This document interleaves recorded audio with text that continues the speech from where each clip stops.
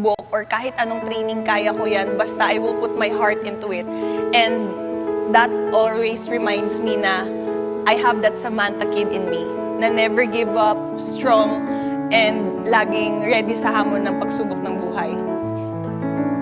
Nung namatay yung dad ko, sabi ko, ayan na.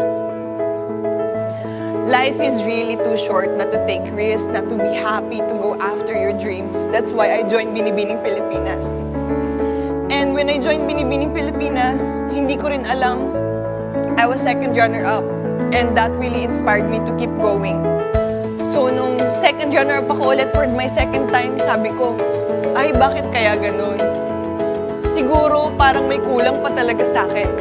And I was not enough to be there, but strong enough para dumating sa posisyon na yun. I know na may kulang pa and it's not time for me. Pero in pageantry kasi parang sabi nila, okay lang yan kasi runner-up ka. Pero yung pinakamasakit na runner-up is first runner-up and second runner-up kasi you're always there but never good enough to be there. And alam naman nila lahat na yung passion ko for this and everything. I'm not blaming anyone or any organization. I know it's not meant for me and I really support all the queens out there. And during my third time, wala nang naniniwala sa akin.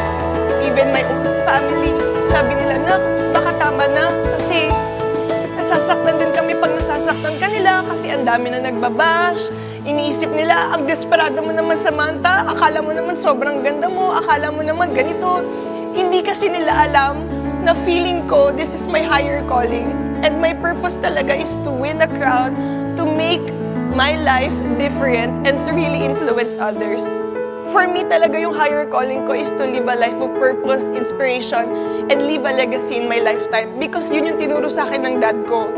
Sa totoo lang, hindi importante to, or kung kahit anong nakikita niya dyan, or kahit anong crown na nakuha ko. It's because I think yung pinaka-importante is yung learnings, yung natutunan ko, and kung ano talaga yung nagmamatter sa akin. Sabi nga ng tita ko, sana lahat tayo mayaman, sana lahat tayo nakukuha lahat ng gusto natin para ma-realize natin na hindi importante kung ano yung na-achieve natin. But kung ano talaga yun nandyan para sa atin. At kung sino yung mga taong sumuporta sa atin. And nag-pandemic, sabi ko, Lord, graduate na ako sa pageant. Grabe, nag 4-year course na po ako sa pageant. Ano na po ito? Diyos.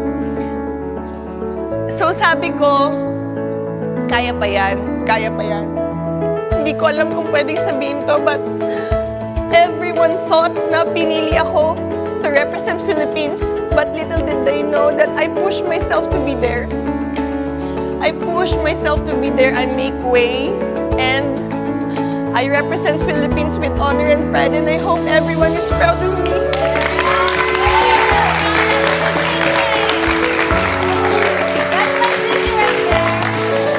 Because ang hirap talaga, guys, kasi 117 kilos na luggage, ako lang nag-hair and makeup sa akin, ako lang nagpipicture, ako lang nagbi-video, ako lang lahat. I don't have the training, nasira pa yung hair ko 2 days before, nasira pa yung national costume ko, lahat yun inayos ko, ako lang, dala-dala ko yung buong Pilipinas para sa akin. Pero hindi ko sinisi lahat. And I'm so glad that I have my kagandahang Flores family, my ka-freshness, my awesome glam team, and my Samber Nation and my family to always be there. And of course, my papa, my guardian angel, to always reminding me na